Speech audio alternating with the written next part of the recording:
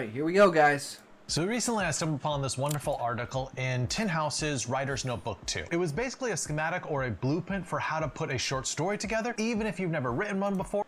Jane explained about him having a brain defect that would allow the Queen to feel sad that Jensen had that issue, and it led to his death, and then the fact it was their fault due to familial ties.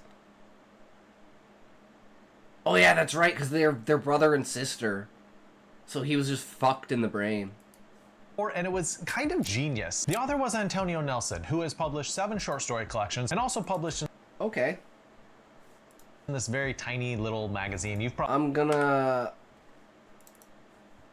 pull up the... I think it's in here. Not books... Is it? Yeah, I think it's in Books to Read. And then in Books to Read we have authors, right? Authors to research. Ah, that was Flannery. So this one is now... Tanya Nelson. Oops, not that one. We can get rid of that.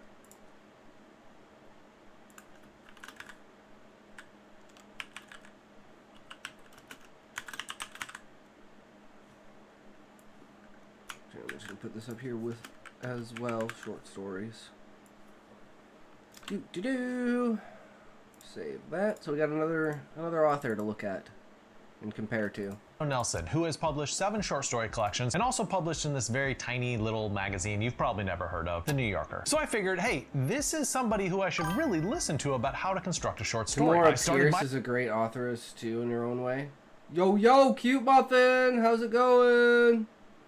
Welcome, good career sir. Writing short stories. I published a collection of short stories with Press 53, and I've won some big short story contests too, like Shenandoah and Third Coast, and I got one published in the Chicago Tribune as well. So I decided to test her short story method out, I didn't and stream. I I'm wrote it probably over about to a start. single day, and it actually worked quite well. And I even like it a week later, which is actually quite unusual. Normally I'm like in my editor mode, and I'm like kill, delete. But no, I read it again, and I'm like, all right, this is actually good. Now I tend not to like overly prescriptive advice when it comes to fiction writing, but I found that these 9 steps gave you plenty of leeway and creativity while simultaneously giving you enough framework to guide you in the writing of a short story. So here are the 9 steps, and along the way I'm going to give lots of examples from famous... Are you going to be a tactitional maniac or a track maniac tonight? Ooh, that's true, short Sean. Stories, and also explain how I wrote my short story using this advice. 1. Write a story about something that's happened to you. All right.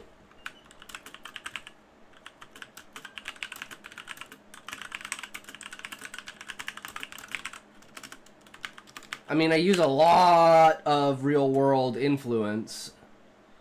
Tactical? Oh, chess. No, I'm gonna play some TM, then some MC. Nice. Get that Minecraft in there. I think she starts with this because tapping into a story that you know from your own life is a really good way to get to material with deeper weight that has real significance. If you struggle with infertility, or you've gone through a divorce, or you suffered from a theft... Oh, I know exactly what story I would write about something that happened to me, and it would be the most fucked up story. Okay, guys, that's gonna be our next story. I'm gonna write the... Okay, you guys know what the white buffalo is, right?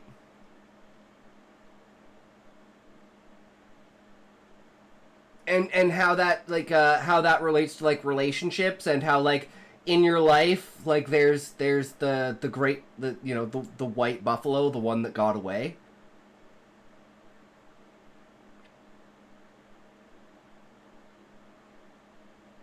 That'd be a 14-year setup into a 1-month payout.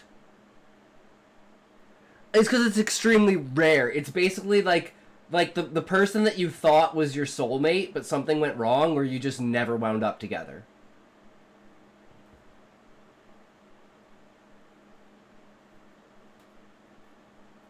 I'm a white elephant, white and huge. But yeah, I could write a pretty insane short story about that. And I wouldn't even have to embellish it, and it would be fucking amazing. Like all of these things. But I would never want to write that story because it's way too personal. things are elements that you could turn into a story. And don't feel constrained by what actually... And I'm more of a fantasy than I am anything, so it's like, oh, Neil deGrasse Tyson has a video clip where he confirms the issues I noted about time travel. I've been with the same bitch for like 14 years.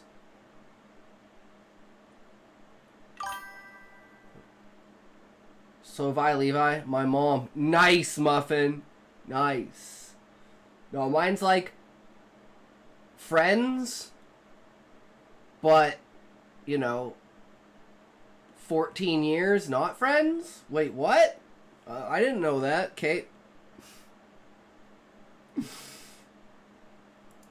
happened in real life. What happened in real life is just the starting point for your story. Perhaps in real life you had an illness which made you sick, but in your story you want to up the stakes a little bit, maybe make it life-threatening. Perhaps you were in love with someone Muffin. That opens the door with your mom jokes, and I don't think we want to go there. Person who was like, he's already said I can say whatever I want about his mom.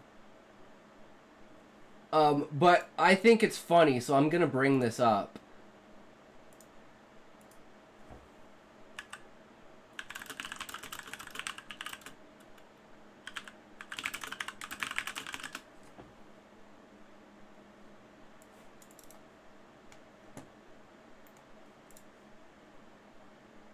Husband walks in on wife having sex with his 15-year-old son on sofa.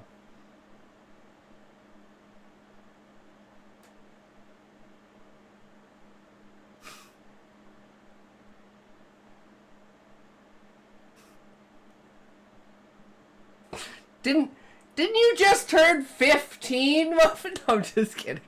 I'm just kidding. Stepmom from heaven. Apparently she drugged him. She drugged the 15-year-old. I'm not sure what the worst part of that headline is. The worst part, Jesus, is they didn't mention that she drugged the kid. Vying for your beloved's attention. And so now it's sort of this love triangle. And when you look at short stories, there's actually quite a lot of famous short stories that just draw from the author's experience. James Baldwin's Sunny Blues draws from his experience growing up in Harlem. Philip Roth's Goodbye Columbus draws from his experiences of growing up as a Jew in New Jersey. Tim O'Brien's The Things They Carried draws from his experience of fighting in the Vietnam War. And because Alice Munro just died, bless her heart, I have to bring up her short story, Boys and Girls, which mirrored her own upbringing in Canada. For my short drugged story, how? Was it with I don't care stuff or let's keep going drugs? She basically roofied him, as far as I know. Chess player, so I wrote about going to a chess tournament. And I did so thinking, hey, Queen's Gambit was amazing. Everybody seemed to love and watch that show, so I felt like there was a market there for this type of story. Nelson's second step, write the same story from a different point of view. Nelson, you're a genius. This is an essential step because it's teaching you how to rotate between a whole bunch of different perspectives to try to find the exact right perspective to tell the story from. After all, that's what I've been trying to do. The best way to tell the story might not feature you as the main character. Sometimes authors write pretty decent stories that would be amazing stories if they were just told from a different point of view. The neighbor's point of view, or the spouse's point of view. The child... Because she needs Viagra for 15-year-old. Is now following. He's not in a line. Joke Killer 1234. Oh shit! I hope you're enjoying the stream. Thank you for the follow. I don't know why the notifications aren't popping up in chat, but thank you. Yo, what's going on here, mate? We are talking about short stories, and we just happen to be talking about Muffin's mom. And it just so happened that Muffin just turned 15, and this mom was accused of fucking her son. So we're like, hey, Muffin, what's going on here? Yes, I'll say it. Her 3-pack-a-day voice. We love to banter around here, bro. Welcome. We are actually reacting to steps for writing a short story. In this case, specifically short stories, because we always write short stories, and seeing how that, like, works with what we do. So far, this hasn't anything to do with an outline. This is more ideas. I was looking for more structure for outline, but it's still an interesting idea.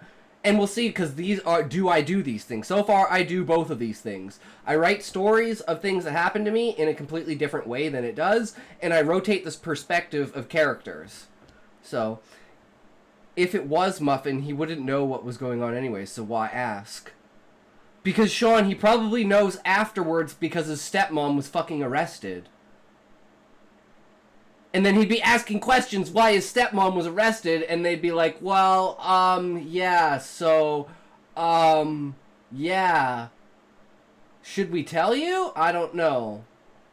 I guess that's a good question now that I think about it.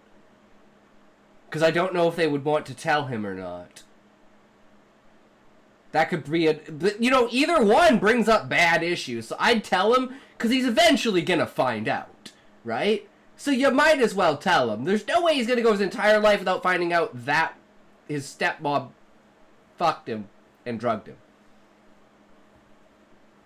Right?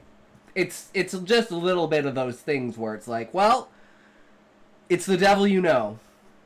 Child's point of view, or even say the gun's point of view. Yes, you can write a story from an inanimate POV, although don't try that tricky stuff too often. Now, this is a great step because I don't think you can truly understand your story until you've looked at it from multiple points of view. True. Now, how do you and that's exactly what we did with Reverse 9/11. We're like, we're bad at transitions. It's like, how do we go through getting through Tanner's scene? And it was like, well, we split all the scenes up, and we use Daniel as the transitioning scene. He transitions from the poker game into the ship, or into the plane. He also transitions from Tanner doing all the drugs and fucking around. How long have you been writing? I've been writing for 18 years now, but I've been writing a lot more since I started streaming. Because it's become a focal point of the stream, as opposed to something that when I get the idea for a random moral story. Like, for instance, the story that we're writing right now is based on if the worst problem in the Middle East is terrorism, then the worst problem in America is nepotism. And it's basically a combination of the Titanic and 9/11. And it's like the president and all the ex-presidents are on Air Force One doing their own thing, doing like this huge trip to the Middle East. And turns out that, like, Hunter Biden's on the plane and he's doing a fuck ton of drugs and he's got like a prostitute and a journalist with him. And it causes this whole kerfuffle where people believe that there's a hostage situation and Air Force One has been taken over by terrorists. And then somehow that plane, which is the plane that Qatar gave America in like the last week or month or so. 18 years. Damn, how old are you? You look young. I am 33, Joku. I know, right? I got ID'd for a 14A movie on my 19th birthday. That is, yeah. That's pretty much it. But yeah, I've been, actually, it's probably been longer than that. Now that I think about it. It's probably actually been 20 years, because I'm almost 34. It was around when I was like 12 or 13 when I really started to get into, damn, no joke, you look 23. I know that's what people say. They're like, you're 33! I'm like, yeah, you should see my dad. My dad got a hair transplant in like 2003, 2004. And he looks younger now, still, at like 64, than he does in his wedding photo. And so does my mom. It's crazy how styles have changed. I stopped getting ID'd for alcohol by like 22. I still get ID'd all the time, Levi. It's great, you know? It's like, I'll know I'm getting old when I stop getting ID'd. But anyways, yeah, for about 20 years or so we've been writing. But we have 18 years worth of lore in our head for the novel that we're writing. We're just trying to become a better writer so that when we do write the novel, we can get the full potential out of it. Because we wrote the first chapter and realized we are garbage compared to what we need to be. So we are using short stories as a vehicle to train certain aspects of our writing and develop our underdeveloped skills. And we're using Reacts to build a library of vocabulary and resources to go back to in reference, so when we're writing, we can build even more on what we're doing. And I guess now you're caught up on the stream. Choose between all these different points of view. Ideally, you want to choose one from a perspective of someone who has something at stake in the story. What's gonna happen if they don't get what they want? A wife might have her marriage at stake. A husband might have his... Dude, telling that story from my friend's point of view and not my point of view in that story would... Dude, okay, I'm totally gonna do that. Actually, if I do that, the story will completely change. Yeah, but you'll realize which character is me in the story, though. Which is fucking... Okay, the next story we're writing, guys, we're writing this fucking story.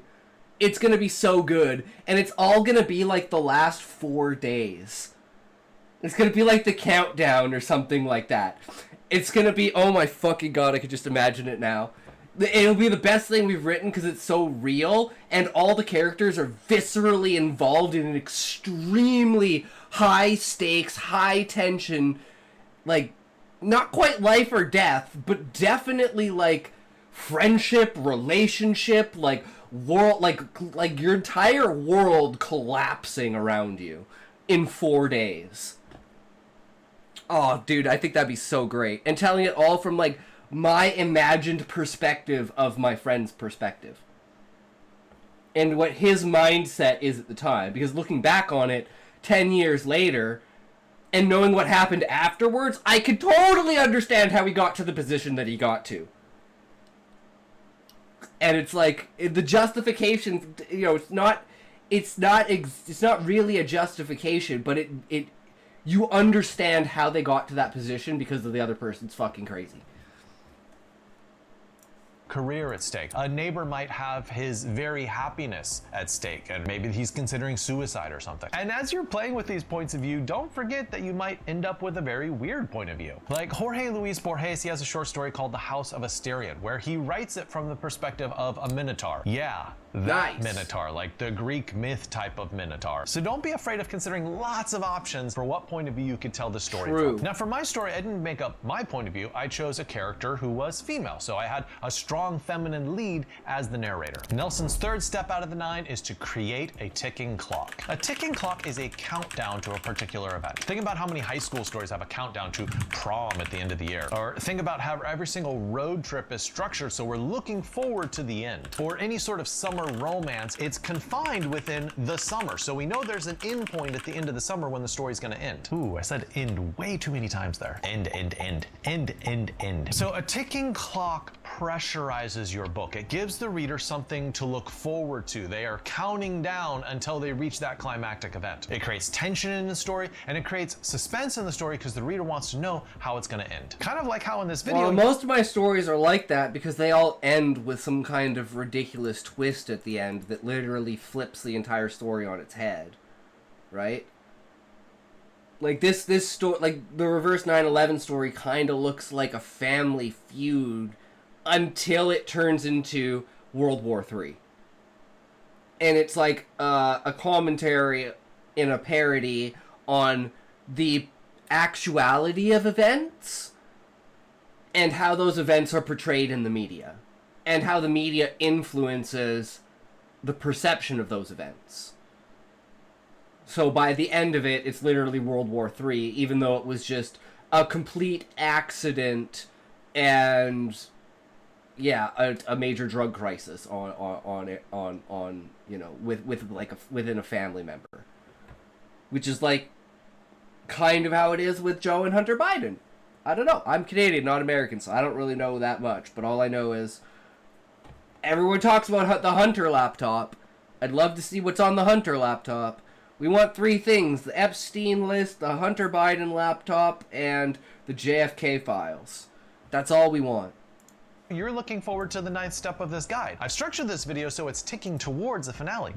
Think of the ticking clock of Cinderella. We have that midnight hour, and she's gonna transform back, and so we're anticipating that as readers to see what will happen. Or a movie like Run, Lola, Run, where she has 20 minutes to find 100,000 Deutschmarks in order to save her boyfriend. Or the recent show would be The Bear, and this cooking show has a ticking clock in a lot of the episodes. It's always super high stakes and super high pressure, and they have a deadline. One example from that show is Carmi's renovation of his restaurant super expensive, and he has 18 months to pay back Uncle Jimmy, or else he's gonna bulldoze the whole thing. Now, for my story, the ticking clock was the countdown to the chess tournament, right? At the beginning of the story, announced the chess tournament, and it's working towards that climactic event. So we're waiting until it happens. The fourth step is to create props or objects. From Frodo's ring to that spinning top in Inception, objects are never merely objects in fiction. They're always endowed with this potency. They're totems. They have this outsized power and meaning. So the next step is to pick an object for your story. This could be a bracelet. It could be a stamp. It could be a poker set. Now, here's some advice on how to choose a good object. One, it's always good to have some sort of sentimental attachment. I was gonna say something that someone cares for or has a connection to, right? Like, the Midoriya plushie there.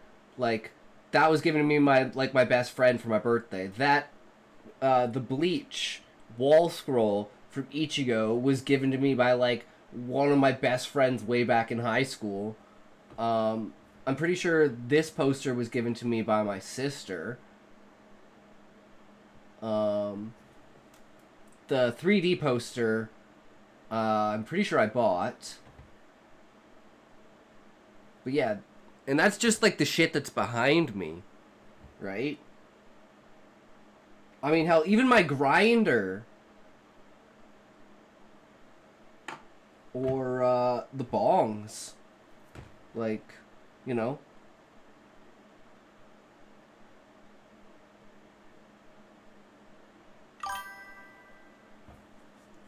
Since we talked about Organ Grinder, I thought I'd share my favorite video of music that had been played there.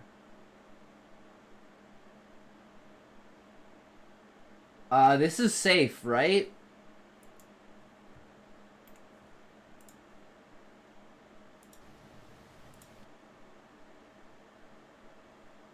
I'm scared about watching anything that's music now, Sean.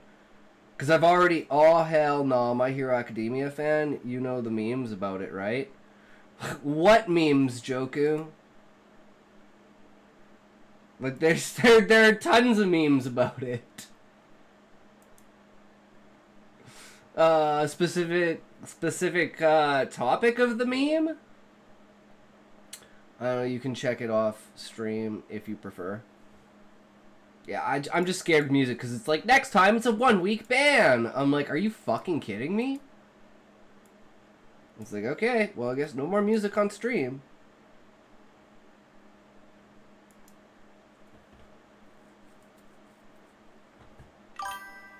I assume he means the Discord kit and stuff. The reputation that MHA fans have.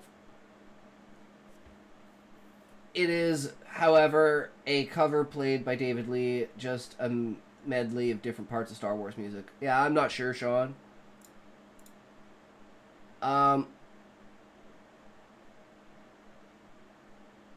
Well, that just adds even more, because that puts me into another category. Naratron is now following. Thank you for following, Oh Naratron. shit, I hope Naratron, you're thank you enjoying for the stream. following. Less than 3 plus 1. Hi, sweetie. How's it going, Major good was just sir? telling Welcome me to the you saw Arch stream. Commander Consummate. Thinks he'd be a perfect match. I'm for also a us. cross-dresser that people put into the category of being trans. Why, And everyone knows how, like, baby? in general, like, kind of crazy those kinds of people are. But, you know, I just want to look pretty. Tis what it is, guys. Can't help it, you know? 3-pack-a-day voice. But it's not like I'm exclusively a My Hero Academia fan. I fucking love anime, and I like anime because anime tells a fantastical story in a fantastical way with a medium that allows it to express itself to its fullest potential, in my opinion. That's why I'm, like, very skeptical of live-action anime, because you can't get the flashiness and greatness out of it. Like, it's different with, like, a superhero movie where we've standardized what it looks like. Even looking at, like, the DC animated comics, it's like, yeah, you could easily, with today's technology and CGI, take that into the real world. But looking at anime with the crazy shit that they do, and the emphasis on how the style, like, I'd say a great thing for this is, like Black Clover, where it's like, by the end of the show, everything's just, like, a blur. because it's kind of showing how fucking insane everything is, and it's almost a parody on the power scaling over time. Yeah, man, I'm joking. I know. I've pretty much seen every anime that is overall 7 on Mal. Yeah, I know. I think it's just kind of funny because it's like, oh shit, I'm in another category. I love it. Because, you know, people are so big into placing individuals onto a statistical list. Black Clover's writing was pretty ass, but the fights were goated. Yeah, no, the animation. They put all of the money into the animation. And it was fucking awesome because I fucking loved it. And I just love the concept. And I'm all about ideas. So the idea of Asta being, like, non-magical, and then, spoiler alert, him coming from a wizard who absorbs magic, and that's why he doesn't have magic, and that allows him to, like, just the story coming together and everything was, like, again, spoilers. Like I said, Expedition 33 was going to have a one-liner that solved the entire world. And guys, yesterday we found out what that one-liner is. You know what it is? We're inside of a painting. The entire world of Expedition 33 is inside of a painting.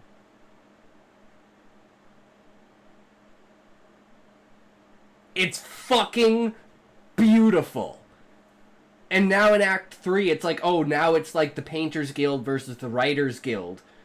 And I was like, dude, I could do like an offshoot of this and have like relation to this in my book, and think about like the Final Fantasy book, because Expedition 33 is a Final Fantasy inspired story. My book is a Final Fantasy inspired story. So it could play off of and have references and Easter eggs that reference towards something like Expedition 33 in another world, like the Painters Guild and the Writers Guild. And this is the canvas of the Writers Guild. I was like, oh dude, I love that concept of just having the tiniest little smallest thing that maybe one person out of a billion would actually figure that out.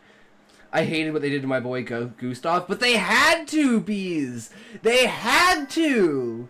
Oh man, did you spoil it? I haven't finished Expedition 33 yet. I have it downloaded, but haven't started it yet. I am so sorry, Joku. But it's like, it's one of those spoilers that once you, it doesn't ruin the story, it almost enhances the story, because now you're looking for those subtle things that you would be looking through for playthrough 2. Like the idea of the Paintress. It just, if the main enemy is the Paintress, you know, maybe it's not just a metaphor.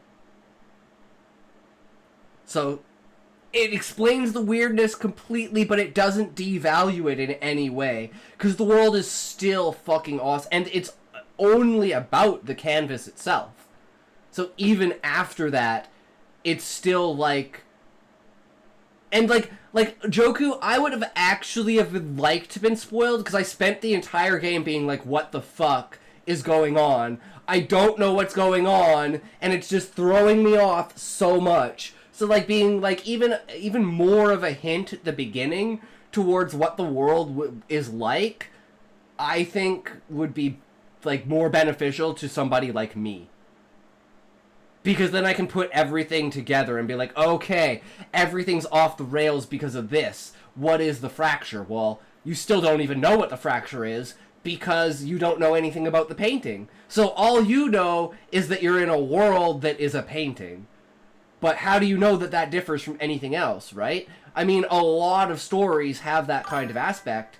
Like, yeah, exactly, Levi, someone who's fucking retarded. Ooh, what if the ones who are removed somehow get born for real?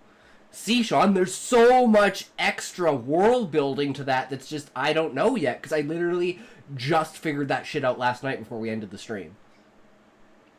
So, like, knowing that it's a painting doesn't really... I mean, I think that kind of... It's more, definitely, but I mean, that's kind of the same as saying, like, Renoir is right about everything. Just like, I don't remember the villain's name in Metaphor, but, Lucien? Or something like that? He was right. He's the villain, but he was right about everything. But it's like, does that really tell you anything? It just puts more context into the world being fantastical and giving it a nuance that allows you to express that fantasticalism, I guess. So, I guess this is a thing to say when I say spoilers, I should wait a little bit before I actually do the spoiler. Spoiler alert, spoiler alert, spoiler alert for Thing. And then say, okay, if you don't want to be spoiled for the Thing, mute the stream for like a little bit, or like, you know, like spoilers, instead of just saying, oh yeah, by the way, spoiler alert, they were in a painting. That kind of doesn't give you any time to react to it. So I'm very sorry, Joku, I understand. I will not, I'll try harder to not spoil, because I know it kind of sucks. How can the story be good without a stud like Gustav in every scene? Because Verso's also a stud. What, you don't think Verso's a fucking stud, Beezus? I think Verso's just as much of a stud as Gustav is. I think he's more of a stud because he's older. So he's like, you know, he's got that, like, maturity and experience to him. Whereas Gustav was a little bit more, what do you call it?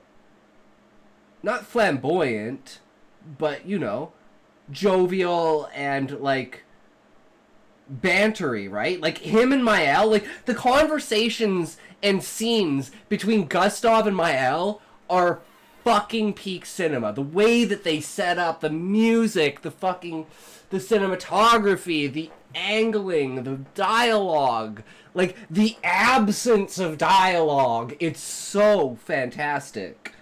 It's true passion. It absolutely reminds me of Quentin Tarantino-like stuff.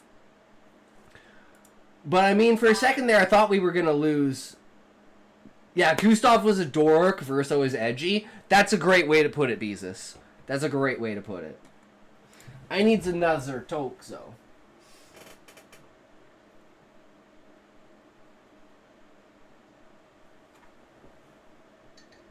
Yeah, definitely Game of the Year, Story of the Year, Cinematography of the Year, fucking Combat of the Year. The parries, oh my god. And it's like, I've never had a game where I felt like, is it over? Is it over? It's not over yet, is it? No? Okay, it's not, okay, it's not over. Okay, another one. Okay, is it over? Is it over? And it's like 8, 9, 10, 11, 12, 13 combo attack. It's like, I've never seen a game go so hard with the parry mechanic and have so many variable combos between the enemies to the point that I'm like, I just learned how to parry this guy. I'm never gonna see that enemy again. Whole new enemy. And I'm like, fuck, man. It's like by the end, it's like you just kind of have this idea of how to parry. You just have to know how many times. That's the biggest question by the end: is how many times do I have to parry?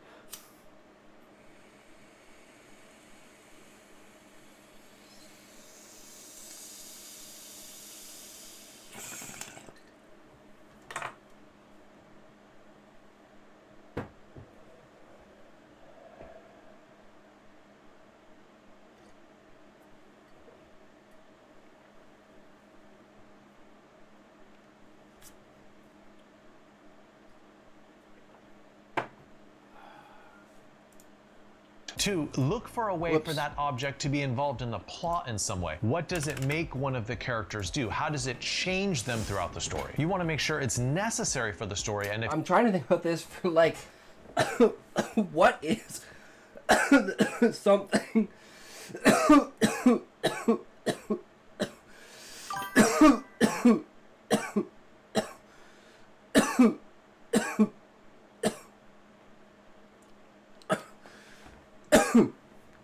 It's fine, I've just reached the point where you talk with the people in the beginning with your crew the night before setting off on the expedition. After that, I've been procrastinating on playing it because for some reason the movement in the game doesn't feel fluid to me in comparison to Elden Ring or Sekiro. Combat is fine, but the movement of the characters out of combat is unoptimized, and no, it's not my game lagging. The run... Oh, yeah. I totally know what you mean, Joku. Like, I have such a hard time engaging with monsters, because I'll be like, how close do I have to get? How close do I have to get? I'll punch, I'll miss, I'll move, like a millimeter, and I'll engage into it, and I'll be like, well, what the fuck? And I will say, I need to turn this into a clip, but the only thing we do in the game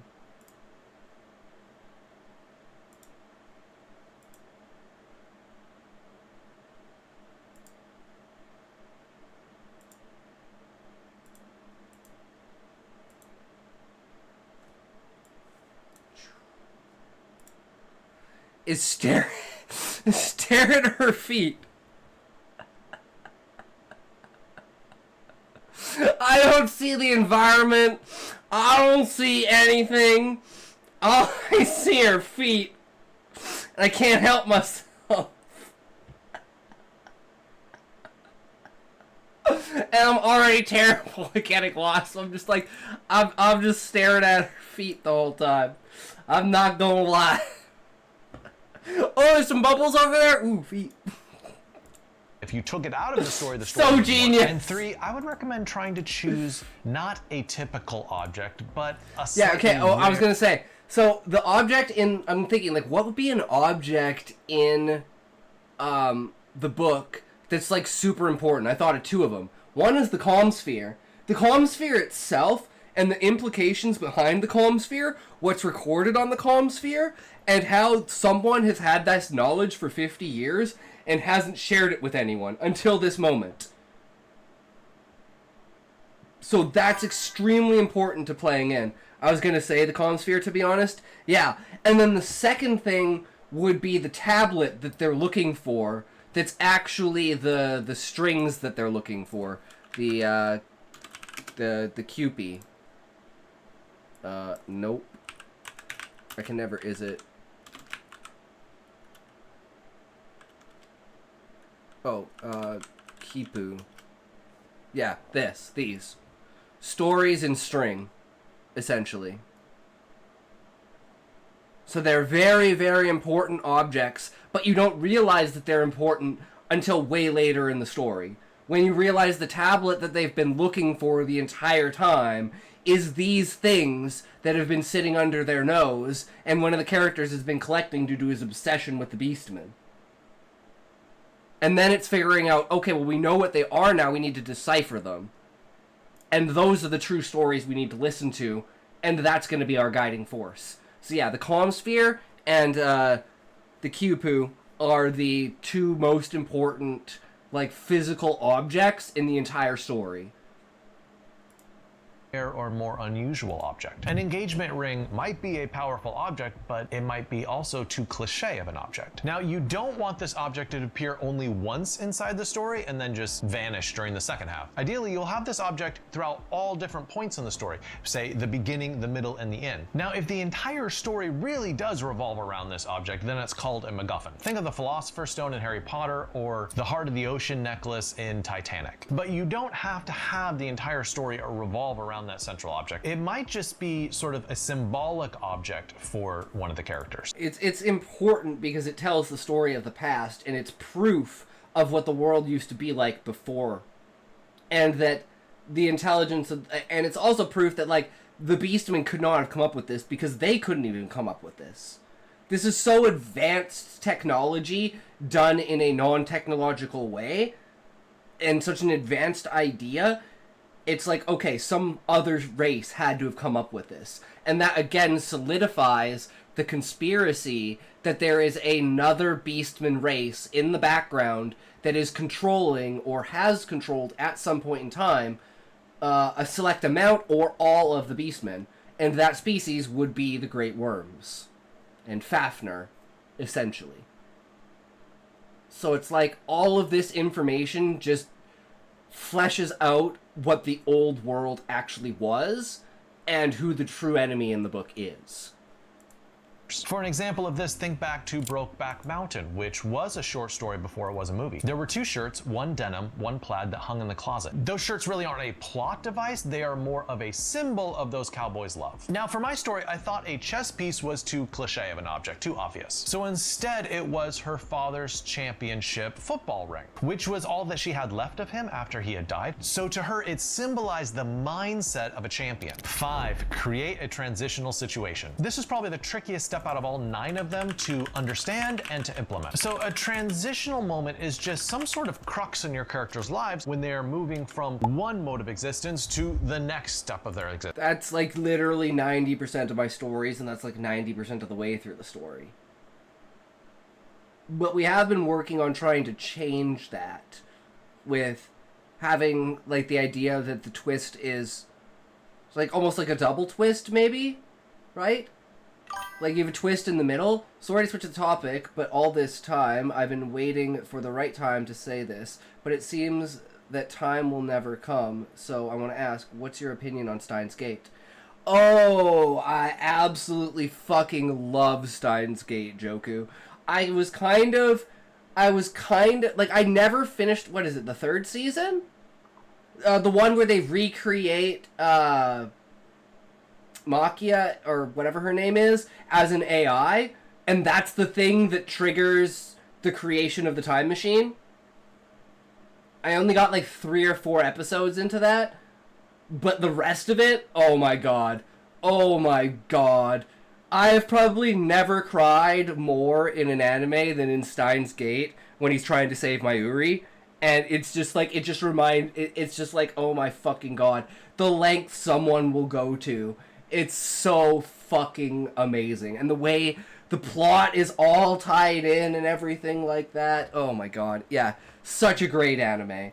I love philosophical and, like, I'd almost call them like philosophical horror. Philosophical suspense kind of shit. Where it's like, it's literally the opposite of slice of life.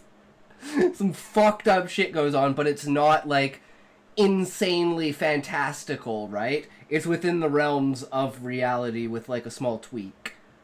But yeah. And Joku, always feel free to interrupt, because you may not always be here to engage, but whatever I'm watching and whatever I'm doing as far as the stream content will always be there. So that's why tangents should be in bold, because, yeah, we are totally okay with going off the wall, and so never feel like you're interrupting, always feel like you're participating. I think that's the mentality that people should have towards streams in general, is like, that's not necessarily a parasocial relationship, let's say, but it's like, you know, you want to engage with the stream, and, you know, especially on like a smaller stream like this where it's actually possible to engage. And I think that's why people like smaller streams and stuff, because that's what I do. I like smaller streams because it gives you a chance to actually interact and feel like your voice is heard, whereas you go to a stream that's like Artosis' stream has like 900 viewers. You go to like Asmongold, who has like 60,000 viewers, or you go to like I don't know, someone with like 150 to 200, like a StarCraft player, like something like that, or like one of the Trackmania guys or something like that, right? Someone on the lower end that like watches, like plays a niche game that you play or something like that. It's a lot different interaction, right? And expectation, I think, as well. Because I think there's a lot of expectation on people for smaller streamers to interact with the viewers, which I think is actually, like, that should be an expectation. Steins Gate Zero is not a sequel. It's what happens between episode 23 and 24. And it loops all the way back to the original Steins Gate. The movies, who are sequels that happen after the original Steins Gate, but then loop all the way back to when Mayuri's grandma died, and Okabe donned the personality of Hoin Kyoma for the first time. It's all a loop. Fucking peak. Nice. I just kind of fell off of it. because I hadn't watched it in forever when the new stuff came out. So I was like, you know what? I don't even remember half of this shit. I'm high all the time. I don't remember anything. But yeah, maybe I'll have to go check it out again.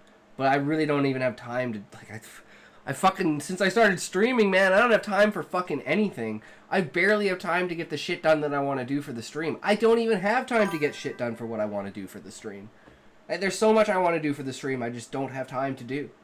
And now it's like I'm focusing on, like, I think we've hit a point where it's like we've kind of plateaued at the moment with the quality of the stream. And now it's just perpetuating a smaller set increase on just, like, the writing itself and just my improvement overall writing and the stories themselves. So I don't think there's more that we can really do on a significant level of trying to improve the overall quality of the stream itself. That is just like the visual and audios, right? Not the chat interaction or anything like that. It's just like, what can I put on the screen to make things more interesting and, you know, give people an idea of what's going on. And I think we've kind of hit that plateau. Whereas with marketing and promoting and, like, trying to go outside of the niche of writing and engage with other people to expand the audience and awareness of the channel, that's, like, the big thing right now. And that's, like, why we literally just started a TikTok account. So we're like, okay, let's do something else that can promote our presence online, right? Because I think we're doing pretty decent with, like, retention. So it's like, if people come into the stream, they enjoy the stream, and they stick around, all we need to do is increase the amount of people that are aware of the stream and want to come to the stream. And then I think we're fucking golden. Distance. It could be a job change. It could be an actual move from one side of the country to the other. It could be a move out of marriage or into one. In A Good Man Is Hard to Find by Flannery O'Connor, it's when they take a road trip. It could be moving from outside of the tree, in my book, or from inside of the tree to outside of the tree, and going back to being, like, in that adventurer state. And it's been like 30 years.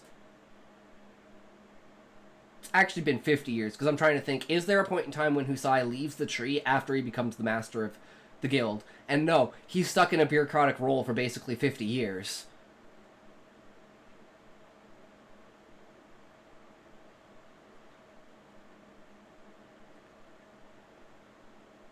But in that time, he establishes the Illusionary Guild. So while he's the guild master, he also dabbles in trying to break illusion magic. But he never succeeds in that. So that's kind of like one of his... He has, like, multiple failed legacies as the leader of the Adventurers Guild. And one of those legacies will be the Beastman War and the exile of adventurers from the tree.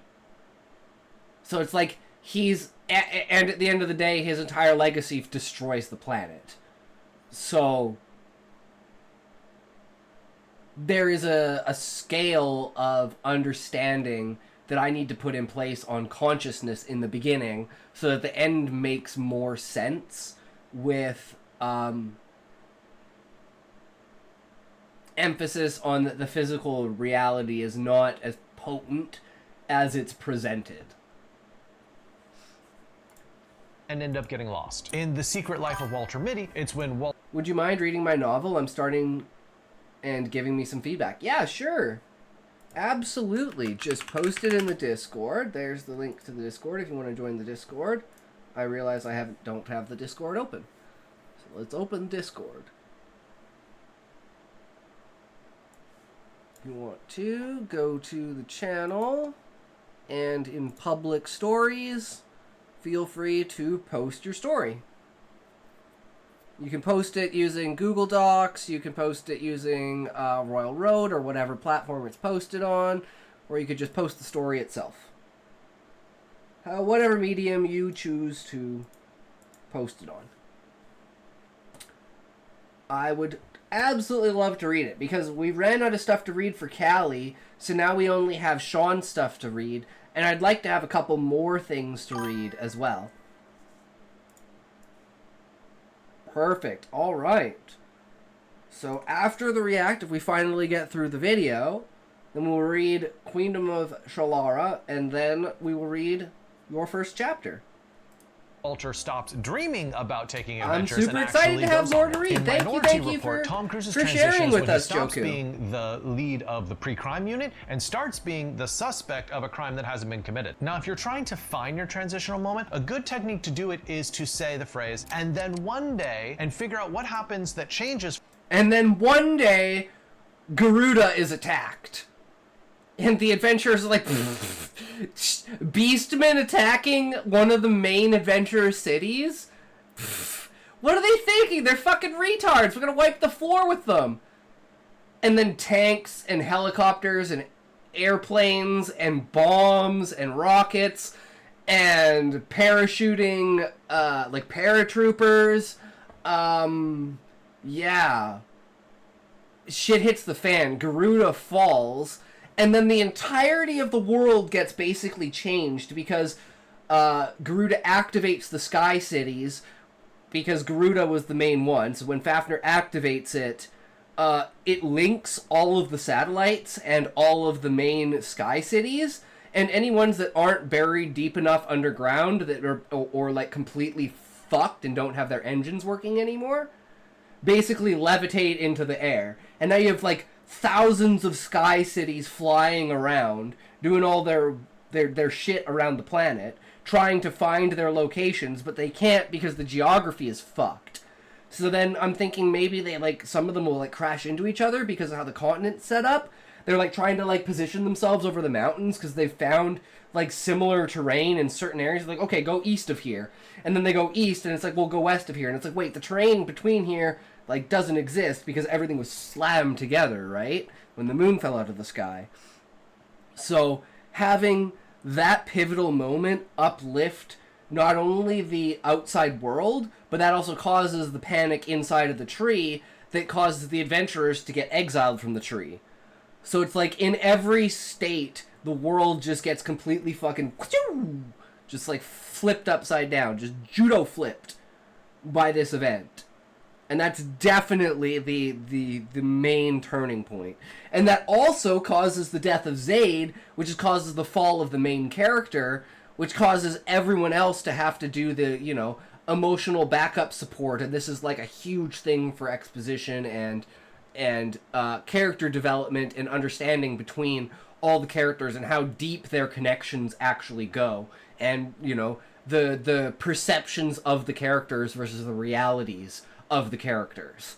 It's just, this is such a great pivotal moment to throw that all into the frying pan and we make ourselves a fucking stir fry. From the status quo to the new part of your character's existence. That is your transitional moment. And then one day, now I have to say this, in many short stories, that transitional moment might be very small, it might be very delicate. It doesn't have to be life-altering. That's because so many writers have been trained in movies and novels, so they're looking for these giant shifts. But short stories are more delicate, subtle things. You might need a very... Well, it's not so much it's a subtle shift, but it's a slow shift. Like, think of Cryogen. Going from owning, like, not owning anything, but, like, you're literally, like, leasing a company-owned piece of shit, out-of-date trash ship, and you're working your way up to owning your own ship, to becoming a businessman, to investing to the point of being, like, a main shareholder in the company, to being the proprietor of that new technology, and not only having, like, fortune, but also fame, and then going into a lapse of being like nothing in the world compares to the feeling I get from seeing my money go up and the graph go up, to the point that you sacrifice your entire life to chase that goal. So I think that has like the double momentum, because it's like you go from this almost dead, like, you know, being trapped in your own death cage moment to being owning your own planet and having the universe at your call, to once again being trapped basically in a death loop.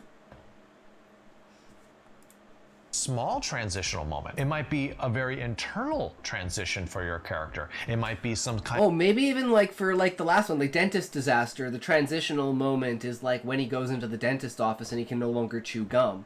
And it's like now he's in his vulnerable state. right? And then he's finally back again in his good state when he goes to chew it afterwards, and then he fucks himself when he chews his tongue off. Kind of epiphany. In my story, it was my character deciding to participate in a chess tournament for the very first time. She was out of her comfort zone, she didn't know what was going to happen, but she decided to try. The sixth step is to add a world event. For the reader, you want to connect the world to the story in some way. Yep. Imagine being a reader and stepping into a short story where they have no reference points. They don't know what's going on. Perhaps they don't even know you as an author. It makes it much easier to trust you as an author if they can step in and immediately see a famous figure they know or a historical event that they're familiar with. For example, if a story takes place at a Thanksgiving dinner, the reader automatically has a connection to that story. They've been like, oh, I've been to a Thanksgiving dinner. They have emotions. That was kind of the idea behind Dentist Disaster, and I can't exactly remember to pronounce the name, but it was like Tsukumi or something like that.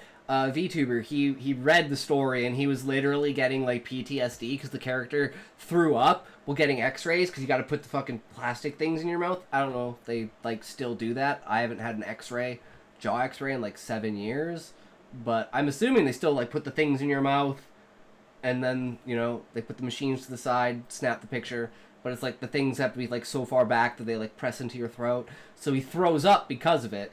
And the guy was like, oh, I'm getting PTSD because that literally happened to me, except with fluoride. And I was like, we were originally going to use fluoride, but I was like, the fluoride is the recovery moment and like the oh, I've gained. Now we've gone from, oh, this made us throw up to we've fortified ourselves, and it's like showing, hey, maybe I don't need the gum in order to be a hero. Like he says, your powers don't make you a hero, your actions do.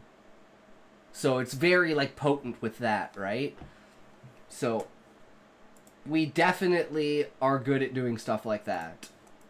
About it, and so or, like, even with, like, cryogen, it's trucking. Trucking is extremely relatable. Even though it's in space in the future, it still has the essence of trucking to it, right? So it's like, yes, I do this with pretty much every single story. It's their way into the story. And what's even better is when it comes time to market this short story or market the short story collection, you will have a touch point that you can use for marketing because it's something that readers can latch onto really quickly. For example, the short story collection by Hilary Mantel, The Assassination of Margaret Thatcher, gave a way for readers to immediately connect with that story collection. It's also an element of... Well, that's kind of mine because it's like, so it's based on Chicken Soup for the Teenage Soul, but it's like dark, fucked up, twisted, moral trolley problems on a more adult level. And it's like fish and chips for like a matured soul or something like that. And it's basically like the idea that you can pull your own parables and your own morals out of the story because there's so many different angles you can look at them and say, oh, this relates to me, right? And I want the ability for multiple people to read the same short story and have completely different reactions to it, right? It's like, if I can get that, then I feel confident in how I'm presenting my idea. Because like I said, I'm an idea writer and reader. I don't necessarily care about how you do it, but do you get your idea across to me? And is your idea worthy of my attention? Those are really the only two things I'm looking for in, like, the content that I absorb, let's say. Whether it be movies, reading, writing, streams, anything, right? My own ideas. Veracity, right? The reader feels like this story is true because there are real world events and real world people that are inhabiting it. It's just one more thing that convinces the reader what they're reading feels true. Now, I don't mean merely to name drop a famous person. I don't think that was what Nelson was going for. Yeah. It has to be pretty central to the story in some way. For my story, there was cheating at the chess tournament, which I feel like tapped into a trending moment. That's absolutely because there's been perfect. lots of stories of chess cheaters in the last year or two. And yes, news stories. If you didn't know, who was the guy who cheated at the $100,000 chess tournament like just last week?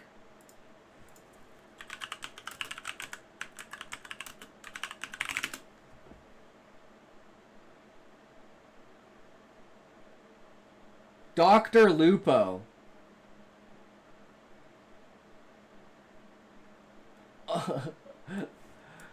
After cheating in the PogChamps chess tournament, Dr. Lupo is offered to pay for their entire next event and to donate the $100,000 to a chess charity.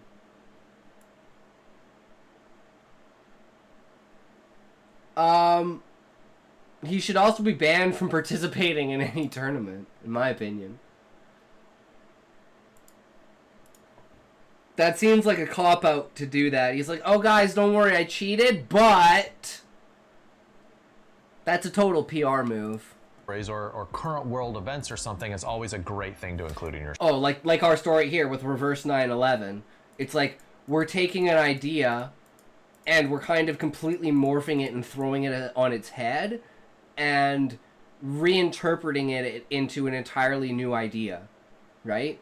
And not to degrade the fact of, like, terrorism and 9/11 itself. It is a parody on it's commentary in a parody on the way that the news presents events.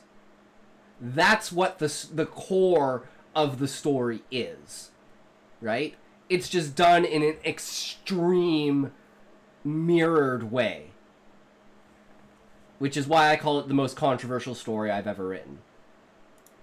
Story. The seventh step is to add binary forces. This is just basically a fancy way to say create opposition or opposites inside your short story. Now, I think the best way to do this is to make characters who are opposites. It's not the only way, but it's the way I would start with. Consider an uneducated person against an uneducated person, like in Good Country People by Flannery O'Connor. In that story, you have a one-legged PhD who gets duped by an uneducated Bible salesman. Or consider innocent versus experienced. In Joyce Carol Oates' Where Are You Going, Where Have You Been? You have this very youthful, very inexperienced 15-year-old Connie, and against her, in opposition, you have this very experienced, predatory 30-year-old man called Arnold Friend. You could have oppositions like closed mind versus open-minded. In Cathedral by Raymond Carver, you have one character who is very bigoted and very closed-minded and who resents the blind friend of his wife who is coming to town. But the blind man who comes to town is very open-minded. He's very insightful. He's very confident. A complete contrast. Or you could set up oppositions like winner versus loser. I don't know if you remember reading this in high school, but The Most Dangerous Game, about a man hunting another man on an island for sport. It's a classic. But there we have the Yeah, I read that of in high hunter school. versus prey, and we want to keep reading to see whether those roles will be reversed at any point. So when you have binary forces in your story, and when you're creating opposites, you are creating tension because those characters are gonna butt heads. And the more opposed your characters are, the more chances you have to put them into sharp conflict with each other. That means your job as a writer is to stretch them further apart from each other, to exaggerate their differences, because that space will allow you lots of narrative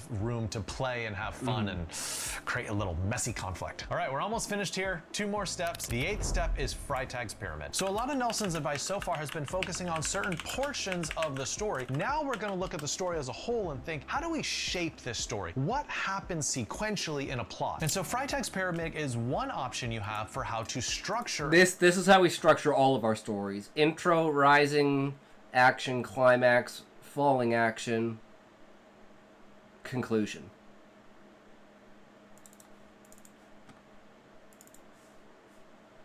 That is the basis for every plot.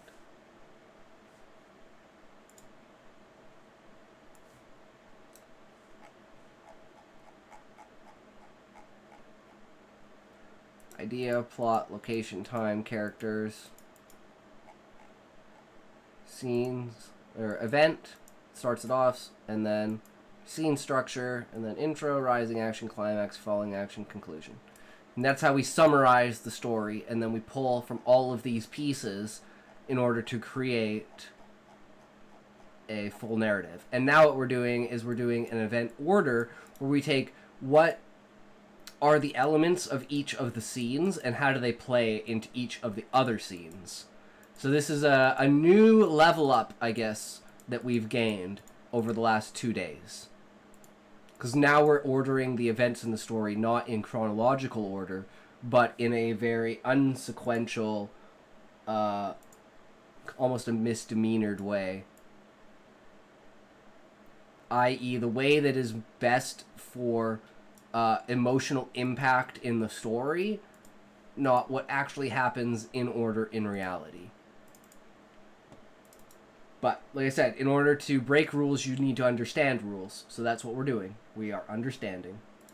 A storyline. You start with an exposition, which is basically the introduction. You have some sort of rising action, then a climactic moment, the point of no return, then you have falling action, and then the denouement at the end, which is basically French for the ending. Now, Freytag's Pyramid is the structure of a tragedy, so it might be that your climax comes 90% of the way through the story rather than right in the middle of the story, so you can obviously change this pyramid as necessary. Another Yeah, structure to look at is the it 7-point fluctuates plot how it structure. For that, you goes, start right? with But a we hook, just and then use you them. move through a series of plot turns and pinches. Remember, pinch points are outside events that force your character to take action, while plot events. Okay, let's go. We haven't used this. So what's this? Hold on. Let's go back and listen to that again. Rather than write tragedy at the end, which is basically French for the ending. Now, Freytag's Pyramid is the structure of a tragedy, so it might be that your climax comes 90% of the way through the story rather than right in the middle of the story, so you can obviously change this pyramid as necessary. Another good structure to look at is the 7-point plot. 7-point plot structure.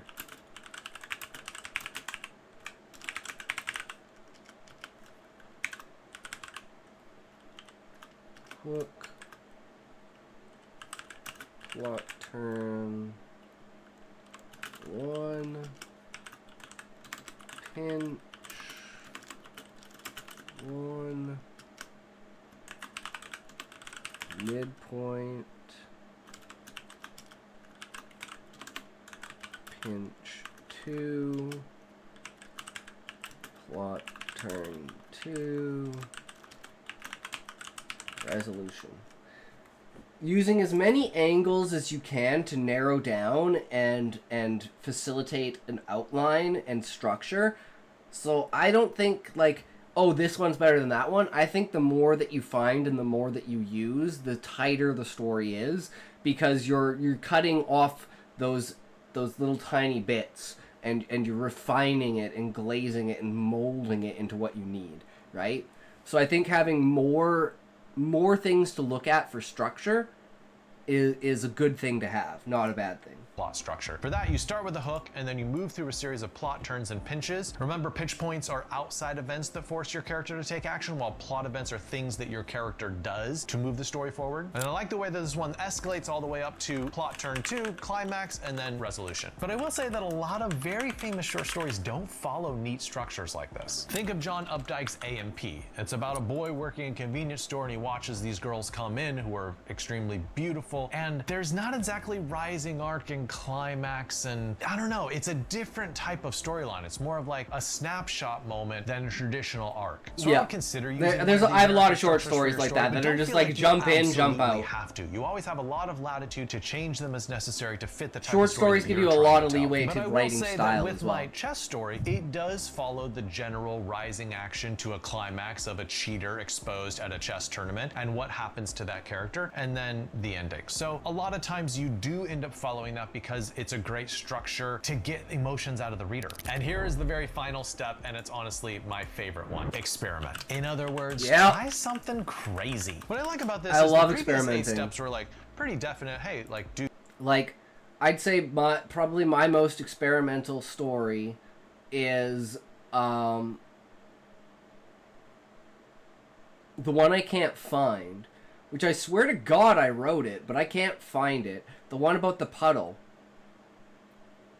The entire story is a metaphor of like a puddle freezing and melting, and the contrast between that and like building a lifelong friendship, and like the struggles and scars of the friendship that basically build it up to the point where nothing can tear it down. And those are friends you can not see for 10 years, and then you see them and you're like, fuck you, what's up, buddy guy, how's it going, been forever, what are you up to, right? Do this, do this, do this. I mean, there's room to be creative, but in general, it was very prescriptive. Well, experiment basically says, hey, throw out everything I just told you and try something different. So let me give you some examples of how I've seen experiments go really well in short stories. 1, try a hermit crab fiction. These are stories that slip into the shape of another form of writing, like a hermit crab moving to a new shell. You can write a story like a recipe, or board game rules, or a crossword puzzle, or a Craigslist post, or a PowerPoint presentation. Jennifer Egan actually does this in A Visit to the Goon Squad. You can write it as instructions or advice from a parent, like Jamaica Kincaid does this in Girl. A second option, other than hermit crabs, is metafiction. Break the fourth wall and talk directly to the reader, or give a character your exact name, or point out the implausibility of a coincidence in your story. A third option, make your narrator unreliable. How are they going to lie? How are they going to slant the truth? To what extent are they unreliable? Like wildly unreliable, or just, fibbing little here and there? A fourth way you can experiment, try writing within specific restraints. Like don't use any words that are longer than 2 syllables. Or pick 2 objects like a splinter and a dinner bell, and then somehow find a way to include those in the story. Now I have to say, for my story, I didn't experiment in any formal or technical way. But I still think this is a great step in the short story writing process, because it opens up your mind to all sorts of possibilities for what you can do with a short story. Exactly. I cannot wait to see all the short stories that you guys create based on this advice. Good luck writing, and don't forget to subscribe and like.